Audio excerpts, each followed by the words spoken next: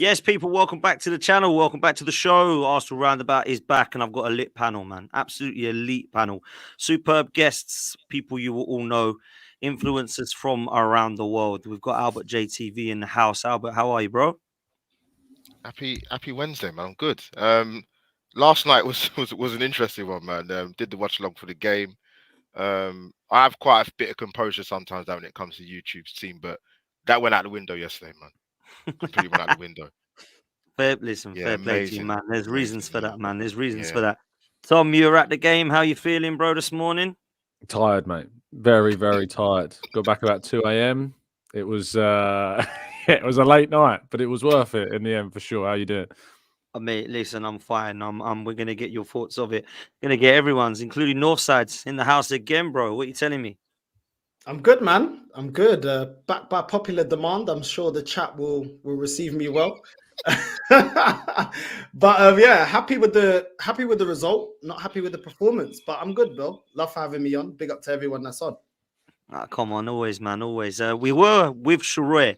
However, Sharoy is in a new place and his Wi-Fi is terrible. He's trying to rejoin, but he's struggling right now. So I'm hoping that we can get him back on, man. But we'll keep trying for sure. In fact, here he is. Sharoy, can you hear us, bro? I can hear you. Can you guys hear me all right? Yeah, man, you dropped out, but you're back, and that's all good, man. That's all we care about. How are you, mate? Yeah, all right, man. Just catching my breath after last night. I was sending you frantic WhatsApp messages after that result. Didn't quite know how to feel, man, but no doubt we're going to get into it. Lovely being on the panel with you boys as well, man. Now, big up, man. First time on the channel, first time on many, bro. Come on, and great to have you. And yeah, WhatsApp was going mad, and you were one of the people that was, well, one of the many people excited as can be. Or if excited can be the word, a crazy, crazy amount of emotions last night. Tom, I'm going to start with you because you were there. I always like to try and get people's opinions that went to the game. And apart from being cold and apart from being tired, how was it for you, bro? Yeah, it was an interesting game. It's probably fair to say. Full of obvious pluses, including the result in the end, but certainly plenty of concerns as well, which I'm sure we'll get to and break down individually. But in the end, you know, I wanted to see an Arsenal go to Luton, be a little bit more physical than usual, have some more threat. And as I was telling you before off air, you know, I'd written up how the changes that we'd made to try and combat the physicality that Luton brought, to try and combat the fact that they were going to be, you know, key in the air and that we we're going to have to try and play a little bit of the dirty side of the game at times, that it kind of hadn't worked and that Luton had played their game and, you know, thrived in the way they want to play. And I was, you know, credit to Luton on the night because I think they delivered a lot on what they, you know, promised and what their manager wanted to do. But that was obviously all scuppered when our own aerial threat win us the game in the 97th minute with Declan Rice, of course, scoring. And, you know, there's more positives in there as well. Kai Havertz getting another goal. And in the end, I felt as though Arsenal were going up against another team in those final, you know, closing stage of the game where Luton were reverting to most of the teams that we played this season that then go to that low block. And we've got to try to find a way past that system and find a way past that problem. And once again, we managed to do it with another cross into the box, and the change in kind of how we are, the profile of the players that we have now compared to say 5 years ago is completely different. And ultimately that has proven dividend in this game.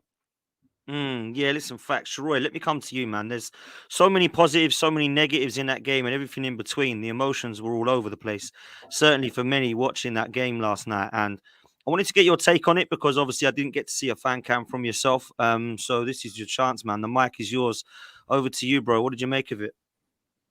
You know what? I was at work yesterday and I was chatting to a mate of mine and I said, I cannot wait to get back and just order a bit of Deliveroo and watch us smash Luton about. Because that's what I thought was going to happen. When you scored that many goals against Lens in the Champions League and you've put in a performance like we did against Wolves in the first half, you can't help but think that you're going to dismantle Luton. That, for me, was arrogant. I know that, right? I completely understand that because looking at how Luton played against Manchester United, looking at the fact that they pushed Tottenham to the limit, looking at the fact that, well, they took a point from Liverpool, I shouldn't have been feeling that way, but that's how much faith I place in the ability of this team. The match starts. Now, all week, I guarantee you, in fact, he said it in his presser, Arteta would have been saying, you can't let them turn this into a scrap. You can't let the atmosphere get to you. You can't let them turn that into the game that they want because that's the only way you drop points in a game like this, because we have a better team than them. But from minute one, to me, it was apparent that that was kind of what we were doing. They were kicking us, and for the first time in a long time, I saw players showing frustration at that. And what happened then, we started trying to get really direct, went punch for punch into a slugfest, when in actual fact, I thought what that game was screaming out for was what we'd done previously. The slightly boring, get the ball under control, pass it about in front of them for as long as you can. Look, a lot of people might say Luton didn't let us do that. I, in fact, think that we got drawn into their fight a bit. And that caused the frantic set-piece defending. That maybe causes further nerves on the part of David Raya. You know, that all of that is a cumulative problem. That being said, first game in the Christmas period, there's not really another big game on Amazon Prime last night. Everyone knows that everyone's watching Arsenal that night, right? So the most important thing when you're in that situation and you're in a slugfest, get out of there with the 3 points. And that's what we did. We went life or death with Luton. You can look at it as that's what title contenders do, but you can also look at it as, well, do title contenders necessarily put themselves in that position anyway? I think only time will tell. Overall, having slept on it, I'm very happy with the 3 points, right? But that game for me actually poses slightly more questions than answers. Listen, I think it's a great way to segue into Northside, because questions and answers, man. Negatives and positives. Talk to me, Northside. How do you left feeling after that, man? That was emotional, and what an ending, bruv. Yeah, this is exactly why I don't believe we're going to win the league. We're naive. After the Wolves game, I said it. We score 1 or 2 goals, and then we get complacent. In this game, we had the lead twice, and we just about got away with it against a Luton team that scored 16 goals. In the league, out of all the clubs, that makes them 14th in that statistic. They've had 0 clean sheets. They've had 10 losses, which makes them 3rd highest in terms of losses this season in the league. And we struggled against them. Declan Rice is getting a lot of plaudits, and big up to him for scoring the goal at the end. But defensively, he was shocking. For the first goal, not only was Gabriel and Rice marking the same man, in the box, Havertz, Odegaard, Ben White, Saliba, just ball watching. Just completely ball watching. Don't worry about it. Just ball watching. You know what I'm saying? We've got Ramsdale that looks at pigeons, and then we've got the rest of the team in the box marking no one, marking ghosts. You know what I mean? Marking phantoms. It's absolutely disgusting. Then the second goal, Rice doesn't even jump. His man, the man that he's marking, is the one that scores. Rice doesn't even jump. Watch it back for anybody that thinks I'm waffling. Watch it back. You know what I'm saying? Odegaard marking no one for that second goal as well, while hugging the defender. Raya doesn't even command his box, flapping around. And this is why I reserve judgment on him. I reserve judgment on Raya, but you know what? He ain't good enough. I'm seeing the same mistakes that we have criticized of Ramsdale. I'm seeing Raya making the same mistakes this season. Distribution, not commanding his box, not grabbing the ball. A lot of times just very flappy, not commanding his box, not telling his defenders where he wants them to be. Just there's no control there. For me, it's not very good. And once again, the midfield creates nothing. I've been saying this when it wasn't popular to say it. Not creating enough. And a lot of people are going to say, "Oh well, Kai Havertz, he scored. Okay, cool. What else did he do for 90 minutes? What else did he do? Because the game ain't just 1 minute when you score, you do an assist. What else did you do?" Odegaard, someone I criticized a lot. I criticized him a lot. Against Wolves, I gave him man of the match. You know why? Because a performance is put in a 90-minute performance. Odegaard was pivotal to everything was doing forward, going forward against Wolves. He was pivotal. Not only did he get the stat for the statisticians, he was actually influential for 90 minutes. In this game, reverted back to the same Odegaard. I've been saying it. As soon as this guy's pressed, he does nothing. Yeah, and when did he influence the game for the assist to Declan Rice? Oh yeah, when Luton were burnt out from pressing us for 90 minutes. That's when he come into the game. Because every time this guy's pressed or 2 man's on him, he's not influential enough. He doesn't do enough. He doesn't create enough. And I've been saying this. Kivior, I've been saying this guy's a bum from last season. Oh, no, why are you saying that? Cool. I told man last season, you know where this manager, if this manager really rates this player that he just brought in, Kivior, that we don't know. We had an injury to Saliba. Kivior came in last season. Oh yeah, gets benched for Rob Holding. Within 2-3 games, deemed not good enough. Go on the bench. And this season, did you see that tackle on Townsend? How conveniently that this fan base doesn't mention that, because as soon as a decision goes against us, like in this game when Gabriel gets pulled down, some people wanted to highlight that. Okay, highlight the fact that Kivior, high studs, could have broken Townsend's leg. How come that's not brought up? I stay consistent. When Man City didn't win their game against Tottenham and they had that chance where Grealish is through and the referee pulled it back and it was wrong, I said you should be winning that game regardless of the referee. All refereeing for everybody is atrocious, and VAR. Don't blame referees. You already know they're bad. Cool, you can criticize them, but ultimately go out there and do what needs to be done. We got it over the line against Luton. A better team. Would we win this game? Probably a draw, maybe a loss. It's naive. It's completely naive. But people won't talk about that. Ben White getting cooked, the third goal. Havertz got spun. Odegaard got spun. Trying to do slide tackles. You're not Vieira, bro. What are you doing? Ben White getting spun. And then Ross Barkley, that his stocks has dropped as fast as NFTs and the Bitcoin. This guy, I don't even know what this guy was doing with his life. My guy slots it underneath Raya. Raya that's trying to, I don't know, he's trying to be Onana 2.0, maybe trying to be the Ricky Martin Onana. What are you doing, bro? It's right at you and you can't save it. Ben White, what are you doing? Not good enough, bro. Not good enough. But I've been saying this. But apparently we're playing controlled football. Was it controlled against Luton? Is this new football been controlled? Was it controlled against Wolverhampton when we was naive in that game? Oh, no, it wasn't. When's the best time? What football do we look the most convincing? Oh, yeah, the football was playing last year. So why are we not playing the football that we're playing last year? And save this controlled football when we come up against Man City? Why? I think the problem was we did sort of revert to type and play last year's football yesterday, which is why it turned into a 4-3. That's the issue, right? And I mean, on Odegaard, for example, I know you're saying Odegaard didn't really show up until that last minute, but how often do we say about Erling Haaland, he might not be in the game, but he steps up when it matters? That's what Martin Odegaard did yesterday, and that got us the 3 points, right? And even Havertz, talking about just the Havertz goal, look, anyone that's watched me before knows that I'm actually quite a big critic of the performances that Havertz put in yesterday. Watching that game yesterday, man, his runs were actually responsible for definitely the second goal, maybe the first. First time I've seen him turn in midfield and drive. And in fact, to be honest, he had a header that he probably should have done better with. That for me was his best performance in an Arsenal shirt, man. I don't know. I don't know why there's such a massive difference. I 100% agree. Wow, I completely disagree. Sure, it's the first time I'm speaking to you. I've never been on live with you. Odegaard, did he turn up for us to win the league last season? Not saying it's all completely his fault. He didn't. His numbers were incredible. His numbers were incredible. Games where it's very physical, games like West Ham and Newcastle, he didn't turn up. Listen, at the end of the day, he turns up, but you need to turn up for the whole season. You are our captain. You're supposed to be the benchmark. This guy, as soon as we're under the cuff, this guy does not turn up. He turned up against Luton when they were burnt out. They were pressing us from the first minute. I expect more from my captain. And the reason my standards are so high is because I want to win the league. We've seen Liverpool be near perfect and miss out on winning league titles against this Man City team. This Man City team are no joke, and they don't have no problem coming from behind. We saw it last season. We've seen them do it when they've won the league against Liverpool. I'm sorry, you can't just turn up when you want to. This is the Premier League, and we're going up against Man City. I respect City very highly based on what they've done. Odegaard, there's too many times when we're getting roughed up in the midfield or we're not winning the midfield battle. When does he pull us through it? He doesn't pull us through it. A lot of times he goes missing. Just as an example, man, like in terms of big moments, we go 1-0 down to Man United at home. Who's the guy that equalises within the next 2 minutes? Martin Odegaard. You know, that gives Declan Rice the platform to score the winner.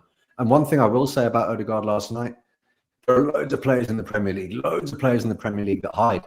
Martin Odegaard showed for the ball every single time. Maybe he wasn't as effective as he could have been, but it's not a question of him trying to shy away from the task at hand. That's him saying, look, give me the ball and let's see if I can find a way through. And he did in the last minute, and we got the 3 points because of it. If you look at that last goal again, he's looking at Zinni. He's looking at Zinni going, give me the ball. That for me is what a captain does. Do you know what, right? Do you know what? Just quickly, sorry, Northside, 1 sec, right? Because I actually am with Tom and Sharoy here more, and I'm normally with you, Northside. Mr. Big Pieces said, come on, Northside, you usually talk. What's that? You usually talk sense. Not gonna lie, I don't really rate Havertz, but you can't say he wasn't good. Now, let me tell you what I thought of before I come to Albert and bring you back in Northside. Let me tell you what I thought of Havertz and Odegaard. I thought Odegaard was pretty meh yesterday. He was like, yeah, he's all right. Then the last 20, I think he turned it on, and I think he was allowing the ball to come to him. Now, I want to see more than that last 20 minutes. I'm with you, Northside. But I actually think looking at his performance in the last 10, 15, he showed a little bit of leadership in terms of on the pitch. As far as Kai Havertz were concerned, I've been one of his biggest critics. I've been willing to give up on this guy. I don't think he's good enough, and I don't think he will still be one of the players that we look at and go, wow, he's responsible for winning Arsenal a title. But yesterday, I do think it was one of his better games. And I look at him in the second half in particular, and I thought that what he was doing was so much more of what I've wanted him to see since he's come in an Arsenal shirt. In terms of some of his attributes, higher up the pitch, causing a nuisance, getting in the right positions, creating stuff, making stuff happen. I actually thought fair play to him for the first time in a while.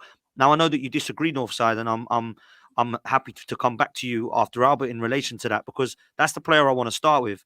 Albert, where are you on this one? Because those two players for me were spoken about in good and bad terms, both by Northside and other people I've spoken to about, didn't really feel it from Ødegaard or Havertz. But actually, I thought in the last 15, Ødegaard was good. And I thought Havertz played all right, man. I have to say it, Albert. Yeah, I'll start off with Ødegaard quickly first. You know what? He's that kind of player who sees the pass before he sees the pass. That makes sense. But he's come back into the team after, I think he's out with concussion for a few games. So get back into swing of things. And yeah, he's not been, I would say, super influential. But I think one of the criticisms I had with him his time at Arsenal was, there's times when he's at the Emirates, he's immaculate, he's flawless, he's on point, he's on job, he's doing what you want him to do, and the link-up play with Saka and the combination plays. What I wanted to see more with him was away from home. I think he's done that actually going back to last season as well. We knew what type of game it was going to be yesterday in terms of the physicality side of it. And you make the point, Luton weren't going to play like that for 90 minutes. You're going to gas that at some point. So that's where Arsenal could take advantage. And you saw Ødegaard come into it a bit more. And great ball in, by the way, for Declan Rice scored a header. In regards to Havertz, I actually do think it was his best game yesterday. I do. I think he got himself into some really good positions, sort of in that pocket of space between like the 18-yard and the halfway line. He gave us a focal point, which I would expect him to do so anyway. But you make a good point. What I want to see from him, and I said it to you on your channel before, and I said it on probably my channel and others, that he gets a lot of heat. But one of the things that will not necessarily silence the critics fully, but goals change such a massive perspective of your game, man. And if you can add that, as well as getting into the final third and giving us a bit more in terms of an attacking threat or an option, sort of to support Jesus and the two wide boys in Saka and Martinelli, then it'll be more of an asset for Arsenal than, we'll talk about him in more of a negative light. So I think that's 3 goals in the last 3 games now. But yeah, I thought that was one of his better games, actually. Definitely more so from an offensive side as well. He does break up play as well in some of the games he's played, particularly away from home. Because like I said, he gives us that physicality. But listen, yeah, he's in a good run of form at the moment in terms of in terms of performance and probably adding goals to that. So Dan will probably judge it over the next 3 or 4 games. But like I actually thought it was his best game yesterday for Arsenal. Even better than Palace away. Yeah, man. Yeah, fair play. Before I come back to Northside, Tom, do you think there's actually fair to say that was one of his better games? And does that not always mean this guy's unbelievable now and this is it? This is all we need to see? Because I think there's both. I think, we started to see better performances from Kai Havertz.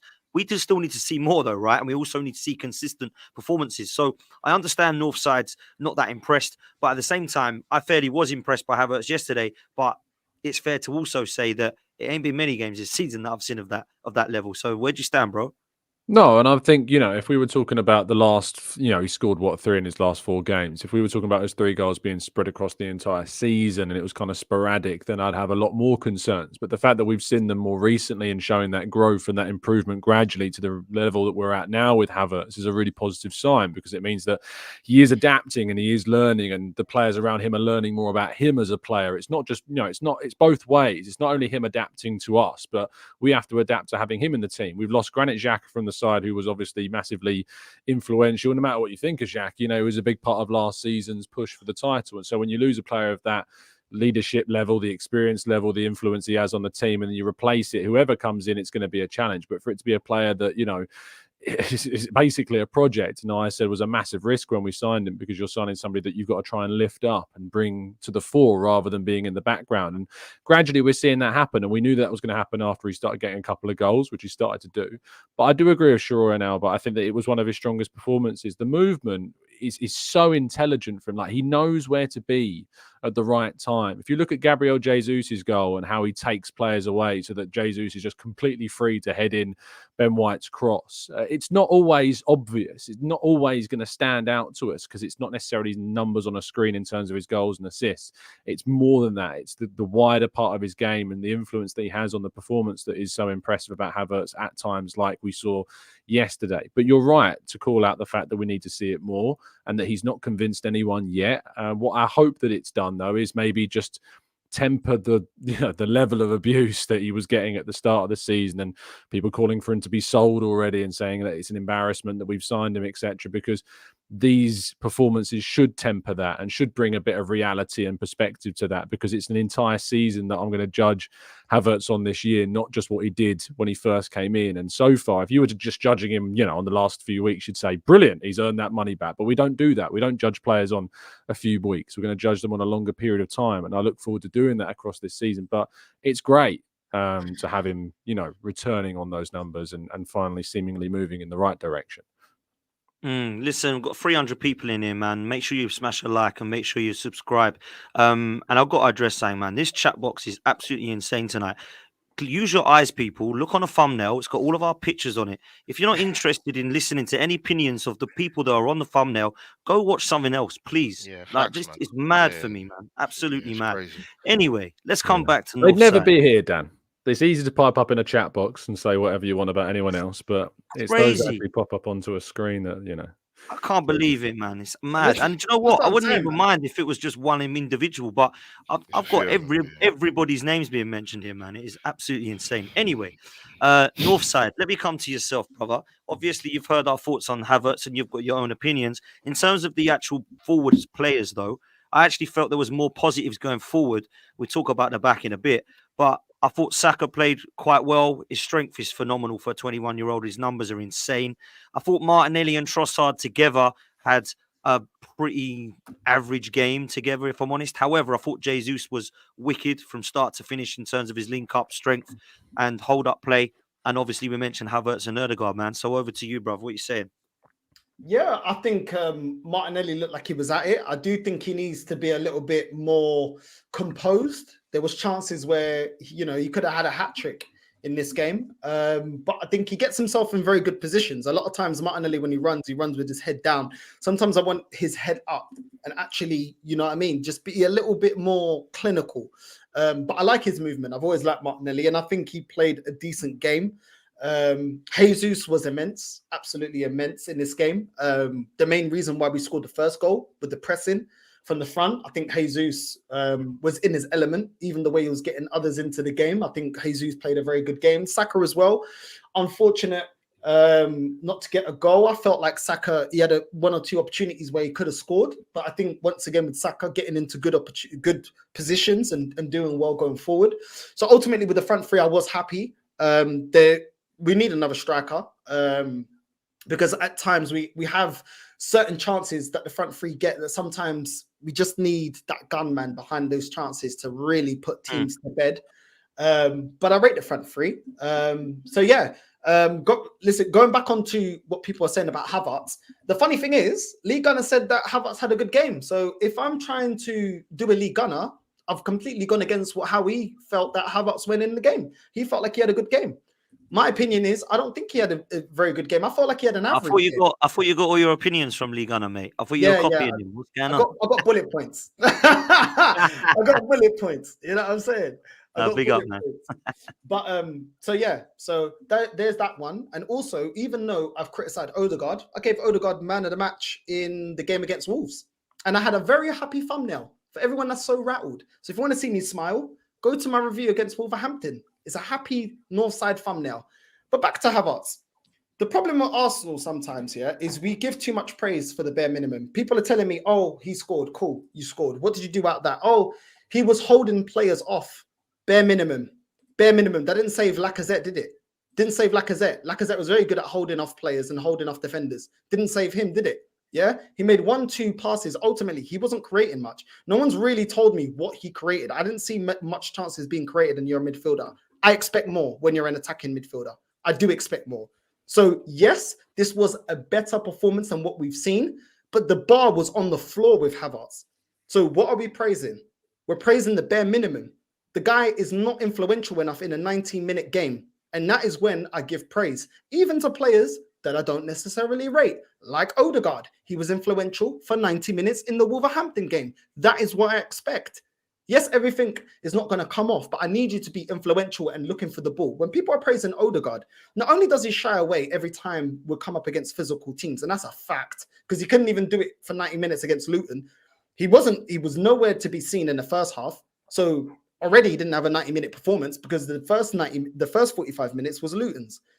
This guy never takes on his man. And people are saying, oh, he does the pass before the pass. I've seen Ozil get the ball and thread it through the eye of the needle, always looking for Alexis Sanchez. That is what I call a midfielder in his prime. Yeah, that is what I expect from a number 10. Yeah, you take on your man and you make sure you're threading those balls and those opportunities. He did it against Wolves, and I praise Odegaard. So there's no agenda here. My agenda is for Arsenal to be the best, not about any player or anything else like that. And for anyone that's saying, "Oh, you got to get behind Havertz," cool. I've seen a lot of Arsenal fans now turning on Raya.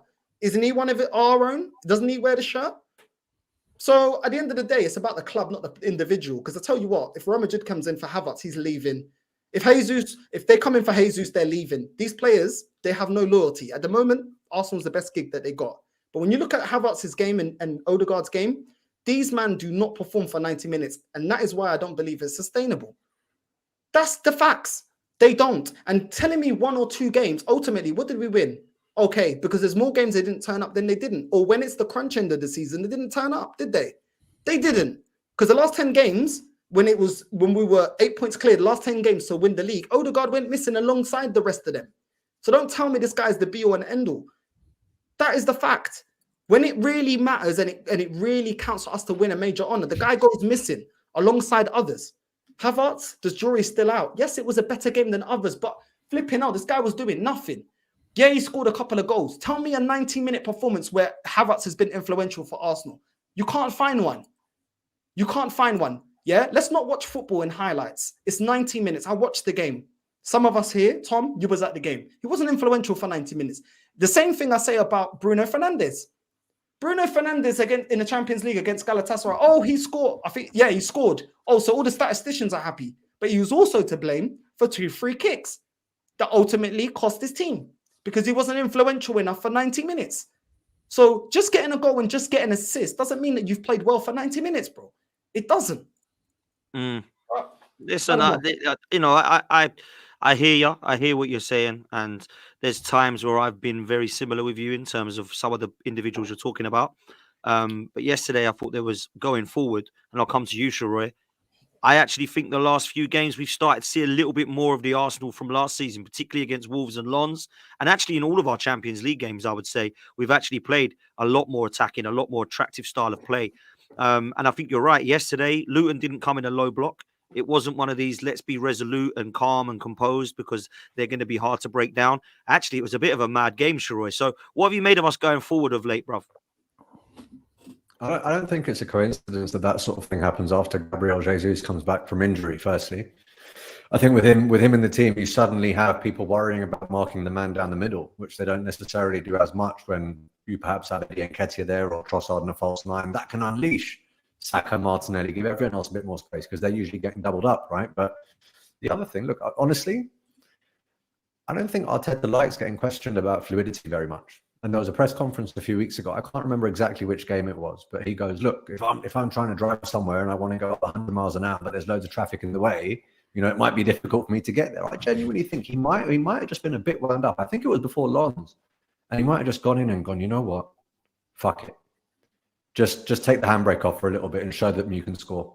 Because the game against Lens, the first half against Wolves, and to an extent yesterday, I mean, I know we're cussing out quite a few players. Well, not all of us are, but we scored 4. We scored 4 yesterday. Yeah, I mean, there's more than Liverpool managed at Luton. It's more than Tottenham managed at Luton. It's more, the problem is we conceded 3. My issue this season has in fact been conceding goals. That's the issue. But going forward, man, with players like Jesus, with Odegaard coming back, don't forget Odegaard came back from injury. Don't forget Martinelli was injured for a while. Don't forget Saka wasn't even fit for the City game. Hopefully we can keep these boys fit. And we know we have goals in this team. We know we do, because we can talk about how we fell off last season. But Saka, Martinelli, Odegaard, Jesus all hit double figures for goals and assists, if I'm not mistaken. Right? So we know that there's creativity there. It's just a question about, and I agree with Northside to the extent that he says, to what extent can we do it in the big games when it really matters? We didn't do that last year when it came down to crunch time, right? When you're looking at the 2-2 against Liverpool, when you're looking at how we got decimated against City. But I don't know many teams that have done that in their first title challenge as a young group, which is why I'm not willing to write these players off just yet. This is our second go at it, and we haven't fallen off. It looks like we're going to be in and amongst it again. For me, there's cause for optimism going forward. But I also agree with, I think Northside and maybe Albert alluded to it. I also agree that we could definitely do with a bit more firepower in the 9 position, a different type of striker, someone to give you that completely different dimension, someone to give you a very, very credible plan B, and someone to give the opposition something different to think about. But to be honest, I think personally we've got one of the most deadly and one of the most exciting attacks in the Premier League.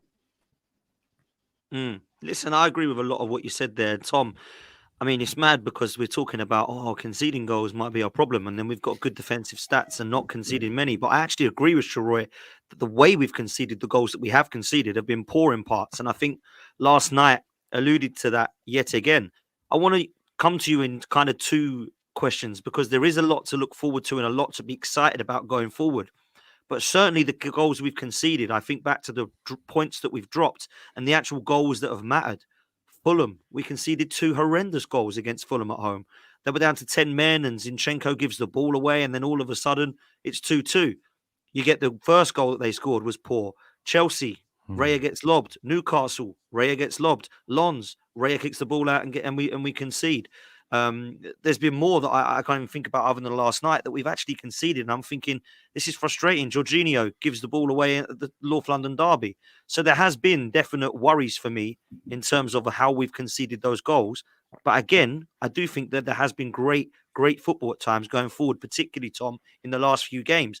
And I just wonder if actually using Havertz in this role, which can sometimes be made into more of a 4-4-2 like last night, has been a reason as to why we're now starting to see a little bit more of the creativity and goals going forward. And that's me playing devil's advocate, man. So what do you think, bruv? Yeah, no, for sure. It's interesting. I agree with a lot of what Sharoy said there. It is interesting, though, that we bring up, Gabriel Jesus, and we talk about, not even bring up Gabriel Jesus. We talk about, again, where can Arsenal improve? And we're talking about strikers after a game in which I thought that Jesus had one of the best performances he's had again so far. Really influential. The throw into Saka was the instinct he's got to have to run into that position to make a difference was really key.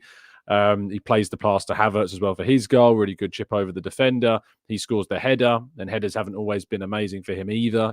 So we were talking about strikers, but I think if I was giving match ratings, I'm probably giving Jesus man of the match. I know Declan Rice won it from Arsenal because for obvious reasons, and I agree to Northside to some degree. There were defensive frailties in Rice's game last night that we haven't really seen from him so far, especially from the corner. I want to see more physicality from him, and you got to big him up when he does well, but you got to highlight the areas that he can improve. I think that from a Gabriel Jesus point of view, though, the attack is so anchored to him sometimes with the style of striker that he is, the way in which he drops into those half spaces. He was coming so deep yesterday against Luton. Like he was, hopping into our own half and making some really important kind of deep runs so that the defense had an outlet, and he was then linking up play with the wide areas. All of those things are really, really important. So I think that when it comes to the defense, and I think we're going to come on to Raya, and the goals that we conceded. The goals came from the corner for the 2 of them, and obviously we had the Ross Barkley one, which is poor defending from White, and then Raya should make the save and do a lot better. He should go with his feet, to be honest, and make that save. It's difficult, I think, to talk about the goalkeepers, and I sent you this message this morning, Dan. I said to you that if you had a button, if you had a button, and if you press this button, one of Raya or Ramsdale disappears at random and is replaced by a established number 2. That is the number 2, and then one of the other two that have remained, becomes your established number one. That I think that is a really interesting question. Do you press the button? I think I might, but yeah, let me know what you think. I've got to shoot very quickly. I'll be back shortly though. Yeah, no worries, Tom. It's a great question because it brings it on nicely, Albert, to the debate that I thought was put to bed that has now opened up yet again because of David Raya's performance last night. And I think that if you're going to be ruthless with Ramsdale, you've got to be consistent, and it would not be a bad thing to drop Raya on that performance last night. It was shambolic to say the least. People have been laughing at Onana, and rightly so, because he's been poor. David Raya has been really bad in certain games this season. We've seen 14, 15 games now where he's made probably 5 or 6 errors that have either led to a goal or that have given a chance away. So I think it's fair to have that discussion about what we do. My problem is when Ramsdale's come in, he's also looked very shaky. And I think the fingers have got to point to Mikel Arteta here because he's created this situation that really didn't need to be created. And I think that when I heard about it happening, I was for it. 2 goalkeepers coming in to fight for the shirt. I know it's not really something that happens every week, but I was okay with it because I thought actually you can try and push each other. In fact, what it's done is it's made each other a nervous wreck because they know once they drop that ball, there's a guy that's probably going to replace you. And it just hasn't worked out for him in this one. And I think he knows deep down this hasn't worked. So what do you see happening from here, Albert? And what did you make of David Raya last night, bro? Let me answer the question in reverse, man. Yeah, the goal when Adebayo scored from the corner, he's got to be stronger there, man.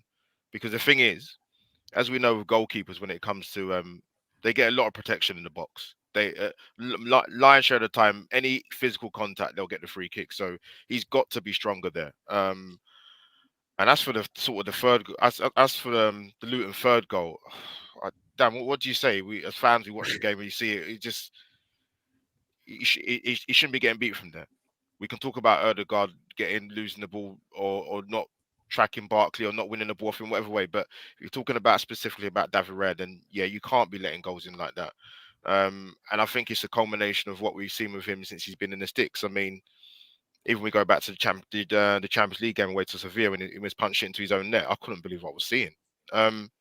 So it stems from that, and what it doesn't help with in terms of the Raya situation is the defenders in front of him.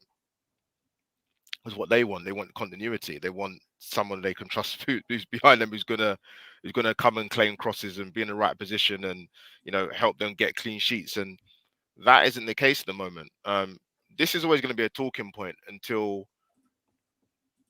I think with Raya, I think he'll still keep his place down, to be honest, Yeah, I do. We know how stubborn Mikel Arteta is. We know that. We know how stubborn he is, and he's got the goalkeeper he's always wanted. That's one. Whether you like Ramsdale or not, he's already made mistakes this season thus far, and has still kept his place in the side. It doesn't help, obviously, what we saw yesterday, but like you mentioned before about him being ruthless, he is with certain other aspects of the team in terms of players coming in, players going out. But in particular with this situation, the goalkeeper is such a key position in the team, man. You have to get this right, man.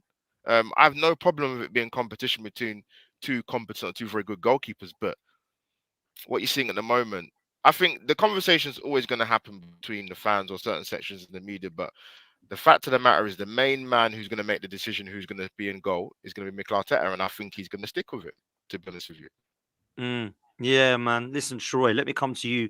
I haven't spoken to you about his goalkeeping situation, my bro. So I'm loving to hear what you think about it. And last night kind of brought it all up again, my bro.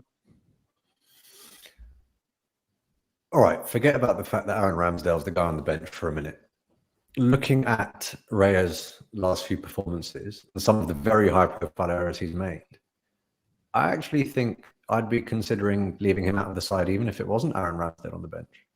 I think some of these errors are actually worthy of being dropped, notwithstanding that your previous first-choice fan-favourite keeper is the man on the bench.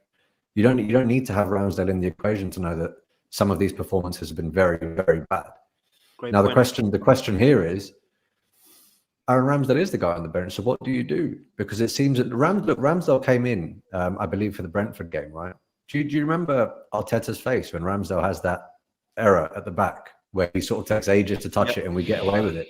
Arteta's face was a bit like, "Oh, I've given you another shot and you've come in and done that." The problem is neither of them are living up to expectation. For a manager who doesn't like distractions, he's created one of his own volition here. This was a distraction that we all could have avoided. I only know one person who was calling for a goalkeeper last year, and that was Chris Hudson on the Supporters Club. Looking at Tom's question, if you could press a button and have a recognised number 1 and a 2, and one of them goes, we had that. We had Ramsdale and Turner, right? Turner was, for me, a capable 2, and he wasn't good enough to really pressure the number 1. What we have here is, in my opinion, mistaken talent ID. If you think that someone will react well to that pressure of having someone waiting in the wings who can usurp you, you have to get that right.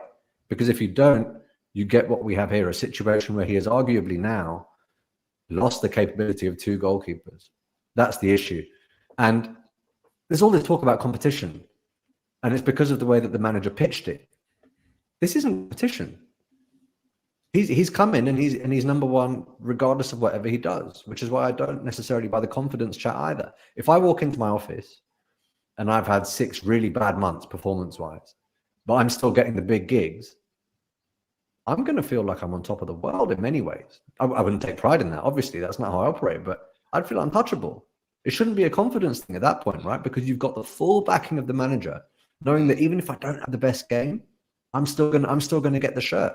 So the confidence thing, I'm not necessarily sure of. And to be honest with you, I don't know what the answer is now. Because if you're bringing in an upgrade on Ramsdale, I assume that you're thinking this could be our Alisson, our Edison, but it doesn't look as though that's going to be the case. Admittedly, very early on in Raya's Arsenal career, I'm not going to say it's irreparable. I've seen him keep a lot better than he has done, albeit in a different club's shirt. I'm not saying this cannot be fixed, but it has to be remedied very quickly. Because if I'm Ollie Watkins right now, I'm saying I don't really give a shit whether it's Ramsdale or Raya. I know exactly how I'm operating on the weekend. If I'm Jurgen Klopp looking at the 23rd, or in fact, let me not go that far ahead. If I'm De Zerbi looking at Brighton coming to the Emirates, I know exactly what I'm telling my bigger players to do, particularly in set pieces. In fact, I'm telling players like Matoma, look, even if you're 25 yards out, pop one off, see what happens. And then God only knows what players like Van Dijk do in set pieces, right? They're going to keep putting him under pressure. A lot of teams that might traditionally have kept the ball on the deck will now be saying, nope, ball into the box. Let's see what he does. Ball into the box. Let's see what he does. You know, we've created a real problem here, and I hope it works out. But judging off some of those errors last night, man, I'm not entirely sure. Listen, it's an interesting question that Tom posed about pressing a button and just having this all sorted in terms of you're going to lose one of these 2, but you are going to get somebody coming in as your number 2 and they are going to remain as your number 1. And I kind of feel like I just want it over now. I'm bored of it. I can't really deal with it anymore. But I'm really struggling to know what one I would actually, when I press that button, want to keep. And it probably at the moment would be Aaron Ramsdale, because I've seen less mistakes from Aaron Ramsdale than I have from Raya. And trust me, I've seen mistakes from Ramsdale, but I've seen mistakes over 2 seasons, not over 14 games. So, Northside, let me come to you, Blasty, on this question, bro. Where are you at with this? Is it time to be ruthless on Raya, or do you stick with him? January, we need a new goalkeeper. Simple as that. When you assess both keepers, both Raya and Ramsdale, poor distribution from the back, from the both of them. Both flap at the ball. Both don't command their box. Both make silly mistakes. Both are average goal stoppers. They're not world class. They're not up there with the world class goalkeepers. So it's a much of a muchness. I say drop them and bring in Carl Heineken. Why not embarrass them? Embarrass them the way that Man United needs to embarrass Onana. They should be embarrassed. We got 3 goalkeepers, right? Bring in the other one. You 2 ain't doing it. So he's so bad though, Northside, like really poor. Bruv, can it get any worse? Tell me, how can it get any worse? Both goalkeepers can't distribute. Both goalkeepers can't defend set pieces. Both keepers do howlers. Both keepers just do not command their box. Can it get any worse? Because I tell you what, when as a football club, when you don't allow players to have accountability, you become the way we've become in the last couple of years. How many times do we need players to be held to account? Sendros, Shamak, Diaby, Lacazette, Holding, Mertesacker, Iwobi, Almunia. This has been our problem. Not ruthless enough. This manager was ruthless with Aubameyang. When I remember a time that Aubameyang was our only goal scorer, but he was ruthless. Ozil, he was ruthless there. Cool. Be ruthless with these two. And then, listen, I'm only saying to do it up until January, and then go get a world-class keeper. If they don't like it, tough. Because you're supposed to perform to get into this team. Saka's got to perform to be in this team. So is Martinelli, so is Jesus and the rest. Why do these two get a pass? Why? Why should they get a pass? No, I'm sorry. When you're at the mercy of football players, that's when you become what you're seeing at Man United. The problem we had before, that we had to start ripping up contracts because players start thinking that they should just start. Both goalkeepers have not been doing good enough. I don't rate them as world-class. I'm not expecting this. And Ramsdale sitting down, laughing when the camera panned to him in the match against Luton. You're a disgrace as well, because it's not like you ain't been making these kind of mistakes and filling yourself up with glory. So at the end of the day, hold bench. Hold bench. You can receive your money, hold bench, because it ain't good enough. It ain't good enough. From the both of them, it ain't good enough. So I'm not picking one over the other. Both of them have, I can't pick, just like you, I cannot decide between them because they both make the same howling decisions. You're saying which one's better than the other. On current form, they're both making howling decisions and they're both not doing what needs to be done. When we're rating Ramsdale and you're saying you've seen less mistakes from Ramsdale, well, this season we've seen mistakes from Ramsdale and we've seen it from Raya. So last season's irrelevant. We're on to this season now. And you're not stamping your place. Yes, you've been dispossessed as number one. When you've come, you ain't been, putting Raya on the bench. Everybody's now still saying carry on with Raya. At the end of the day, if people think that Ramsdale makes all these howlers, so is Raya. So what is the difference here? And this is what I say. I don't have favorites when it comes to players necessarily. I have favorites in terms of, are you performing? If you're not performing, I don't care if I rate you or not. If I'm not seeing it, I'm going to call it out. I've done it to Trossard and I've done it to Jesus at times. I've done it to Martinelli at times. I've done it even to Saka certain times this season. It's not good enough. Go in January and get a world-class goalkeeper. If they don't like it, tough. You're under contract. Work your way back into the team like everybody else because you set the precedent. We've seen the mistake with Man United. Certain players get treated one way, other players get treated another. Anthony gets treated completely different to Sancho. And now looks, there's disarray at that club.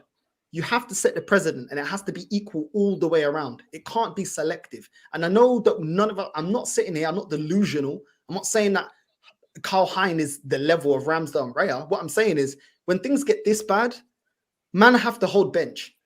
I don't think any Arsenal fans would say, oh, right, Onana should be, based on current form, should be starting for Man United. Of course, the Turkish goalkeeper, Burundi, no one's going to say, you wouldn't believe that he's the same level as Onana, but Onana's not showing the level. So you should hold bench. Simple as that. That's Listen, how I mean, Tom, is there a chance for Arsenal to come in for somebody like this guy here? I mean, it would be nice. But I don't know. I hear what Northside's saying in terms of we need better, and I understand we should always be trying to improve. But I just don't see anything other than Raya being number one, Ramsdale being kept to the summer, and then making the decision then. Yeah. I think if we're going to talk about what is going to happen rather than what we think is going to happen, what is going to happen is Raya will continue in goal. I'd be shocked if he didn't, and Ramsdale will go in the summer. That's what is, I think, going to happen. What I think that if you were to ask, if someone came to you and said, "Can you tell me what Ramsdale or how good Ramsdale is a goalkeeper?" If someone came to me and said, tell me how good David Raya is," I'd say, go watch Ramsdale last season. And that'll tell you how good Ramsdale is a keeper. And I'd say go watch Raya at Brentford last season. And that'll tell you how good he is as a keeper. Because the reality is that both of those goalkeepers, when they knew they were their established number ones, and in that case, even with Raya knowing he's necessarily number one here, with the pressure and the situation that's on him at Arsenal because of the dynamic that's been created, neither of them are in an environment that promotes them to play at their best level. We're talking about Ramsdale, who, of course, I think was voted, was it 9th in the Yashin Trophy? Was in the goalkeeper Ballon d'Or. He ended as the 9th highest rated goalkeeper in the world last season. CIES rated him as the most valuable goalkeeper in the world last season of any keeper. And then David Raya is a guy that Arsenal, in the end, beat interest from the likes of Bayern Munich to sign. in the summer. This is a player that was rated by some of the most elite clubs in the world, and Arsenal won the race to sign him in the end. And I think that the problem is, and look, I think when it comes to praising Arteta, I'll be on the first one on the line to tell you what I think he's done really well. But Mikel Arteta, in terms of mistakes that he's made, I think that he's created this situation. If we come back full circle to what Sharoy was talking about at the beginning, this situation has been created by Arteta himself, and I think he's made an error in doing that. And I think that he did that from the start with the messaging. I think he did that from the start when he didn't give Ramsdale the opportunity to play the Champions League games, to give him enough regular game time. So when he did come into the team, he had preparation and was kind of match ready. And that Raya wasn't given kind of the comfortability of knowing straight away that he was Arteta's number one. And so I think that that's ultimately where we found ourselves, is that Arteta's got this one wrong. And the goalkeeping situation has been, if we went out in the summer and signed somebody better than Raya, and I'm talking about last summer, I think that what we should have done is, if Arteta wanted a better keeper, he had to go and sign someone who was a lot better than Ramsdale, not just better. And I think that Raya is just a bit better than Ramsdale as a keeper overall in terms of the style that we play. His distribution, etc., is very good, and that's what Arteta wants. But he didn't. He signed a goalkeeper that was just a bit better than Ramsdale. And so when it comes to the debate this season, it creates a dynamic where Arsenal fans, as we are, can say either could arguably start. And when one makes one error, the other one has to come in. If this was last season, Ramsdale makes a mistake, no one's calling for Turner to come in. No one. Ramsdale then has the comfortability to come back into the next game and play confidently that he can respond to that mistake from the previous week. This time around, neither keeper has that. You got fans, in my opinion, wrongfully singing Aaron Ramsdale's name whilst Raya makes mistakes. That's not right. I was listening to a clip on TalkSport, I think, the other day, of a fan saying that we need to get banners up in the stadium to bring Ramsdale back into. Are you kidding? Imagine that. Imagine being in the stadium. You're David Raya. You walk out of your team, and your own fans are putting banners up saying, "Bring Aaron Ramsdale in the team."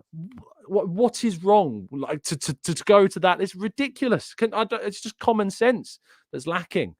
So, in my opinion, this has been a self-made problem and needs to be addressed, but won't be addressed, I don't think, until the summer.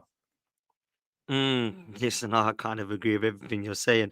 Listen, before I come to the last section, before we close, I just want to get one name from everyone who you are playing in goal this weekend at Villa Park. Albert, are you going Raya or Ramsdale, bro? Raya. Tom? Oh, mate, honestly, it's... Toss of a coin. Go on, Tom. I haven't got a bloody clue, mate. Honestly. I think I'm playing Raya because that's who I think that we will have in the long term. So I'll go Raya. Okay. North side, Carl Hein? Yep. But I do agree with what Tom's saying, though, about fans bringing out banners about bring Ramsdale back. I do think that's disgusting because neither of them have really sold themselves to be the number one this season on form. So I do agree with him on that point, but I would bench both of them for 1 or 2 games to see if that puts a fire under their belly, because regardless of which one you put, they're not taking the opportunity, either one of them. Sharoy? I think I might be the only one that says Ramsdale here. And the reason I say Ramsdale is I want to see Arteta be credible in that sense. If it's competition, as I said, I think Ray has done enough now to warrant being dropped, particularly when you have a replacement that is relatively capable, probably doesn't hit the heights that you want in your first choice goalkeeper. And Aaron Ramsdale has, in my opinion, been at his best when people are giving him a bit of shit. And the fans are on him and he's in a hostile atmosphere. I have seen some really good performances from him in that situation. It's strange, but I think, even though it's a very difficult place to go, I think he thrives in somewhere like Villa Park. I might be wrong. If you bring Ramsdale in and he has an absolute mare, that could be Arsenal career over, But I personally think that if you're saying it's competition, show us it's competition. I'm going to agree with Sharoy. And the reason I'm agreeing with Sharoy is because I'm going Ramsdale for the pure fact that I think we need to now be as ruthless consistency-wise as he has been with his interviewing and his press conferences. Because for me, he said there was not a number one, which to me says that there's a chance for Ramsdale to come back in. And I think the chance is now, because I can't be dealing with Raya doing stuff like that. That's just mad.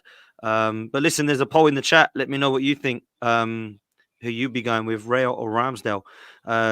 Get involved, people. Let's quickly touch before we do come to a close. I do want to come to a close very soon. On Declan Rice, because the madness at the end. I love everything about this player, and I understand why Northside and Tom were questioning the defensive ability of him in the game. But for me, this guy shows everything as to why he's been worth the money that we paid for him. At £105 million, I think it's an absolutely fantastic signing. No one's mentioning the price tag. Why? Because he's been phenomenal. Everything off the pitch is exactly what we need. I'd go as far to say, other than touching on Thomas Partey, you can't keep fit. Since Patrick Vieira has gone, I haven't seen somebody come in and do what he's doing this early on. He's been consistent. He's been our best player this season. Every single game, he's putting out 7, 8, 9s, and 10s in his ratings. The guy is phenomenal. Off the pitch, his leadership, his mentality, he's got all of the attributes, physical presence. I love how he comes across in interviews. He shows leadership qualities that he could be a captain if need be and could wear the armband one day for Arsenal if it was given to him. And I think that everything he's good at the back, he's great going forward with. You know, we've seen him pop up with important moments, important goals. We see him drive forward at times, which I wish he would do more.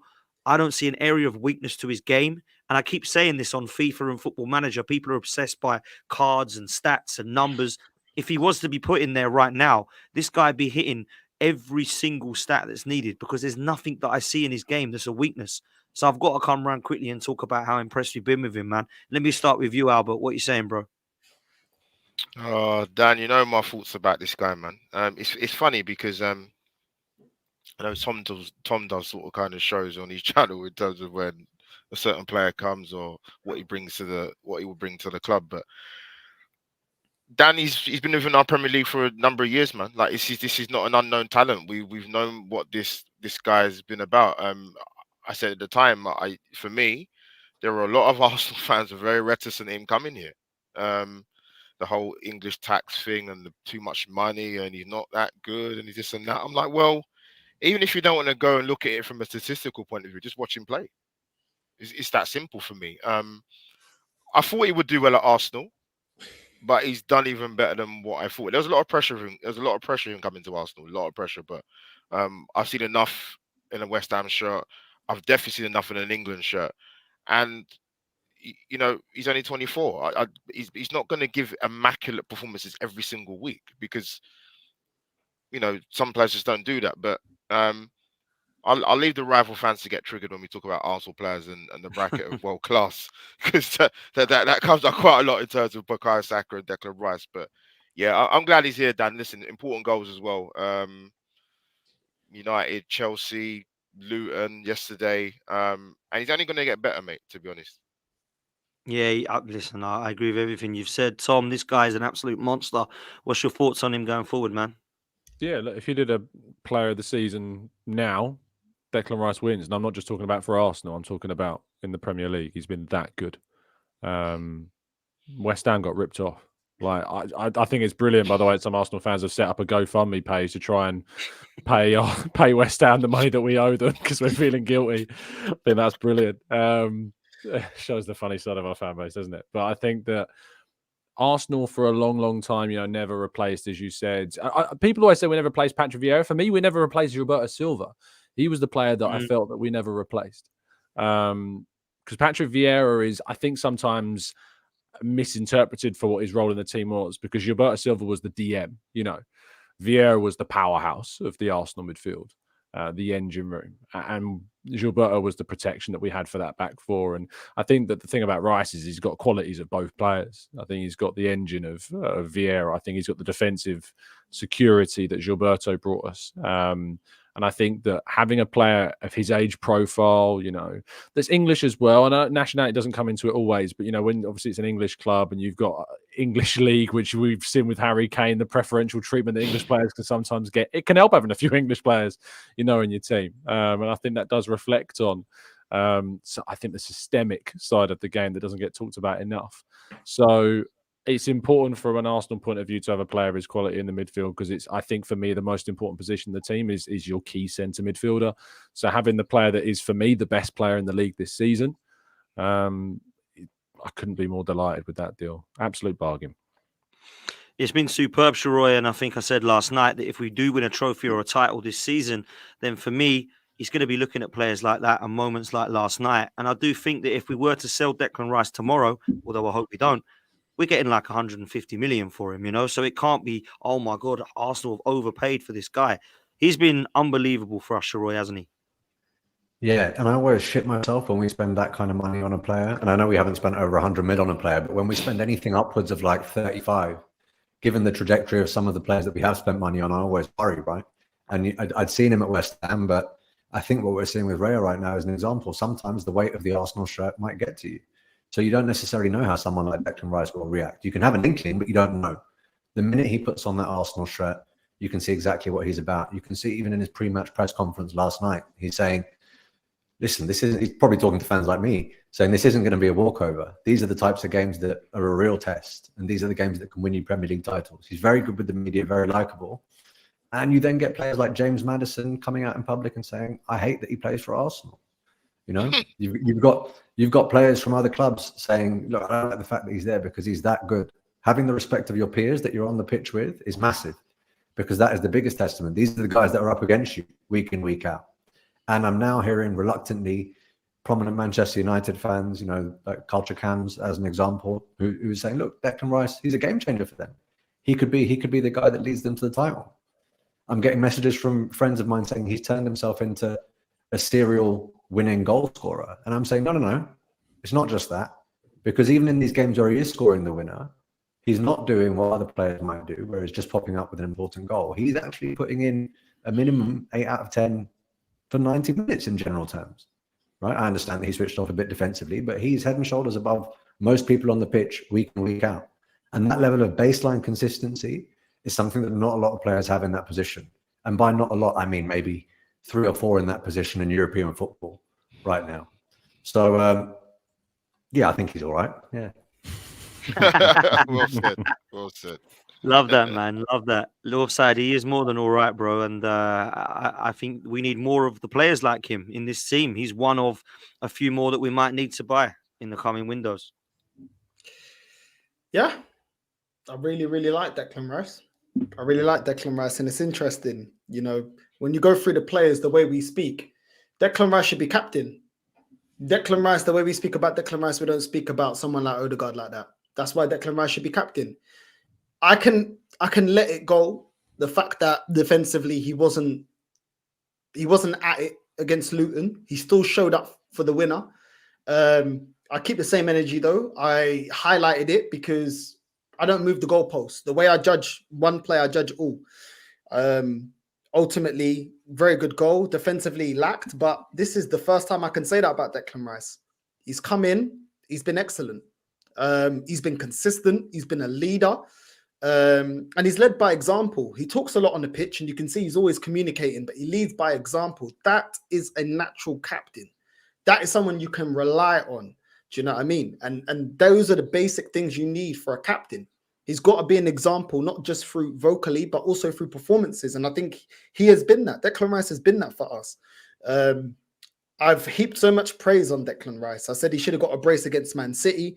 Even the late runs he makes into the box, if only our forwards would have passed him the ball, he was open. So not only does he offer us things defensively, more times than not, going forward as well, he scores goals. And listen, I can't heap enough praise on Declan Rice, and what a difference it makes when you buy a player that's in his prime or just hitting his prime. Look at the difference. Look at the immediate impact. And this is why I didn't want to go with a youth project. I want to go with players that are ready to compete, ready to mark their authority on the pitch and in the starting lineup. And it shows. You know what I mean? And this is the difference. When a player's a top player, there's none of this, oh, he's a good player, he's not a good player. Tom brought up Gilberto Silva. Nobody's in, oh, no, he's not a good, we're all in accordance. Baller. Do you know what I mean? Top player. And it's the same thing for Declan Rice, and that's the biggest compliment I can give him. You know, I want him to continue, but the guy has been a real difference. And this is why I advocate for us to get in players like this, players that are used to the league, players that are ready to kick on and get us to the next level. Declan Rice alone ain't going to get us to the next level, but he's doing his job. He's doing his job and more at times. And I'm very happy with Declan Rice. And yeah, we're not even talking about Thomas Partey. This time last season, we'll be saying, oh, Partey's out. You know what I mean? We'll be saying, "Oh, what are we gonna do?" Probably the We're biggest telling you. compliment we can give him is that we haven't missed Thomas Partey, man. That's a great shout, man. It really is.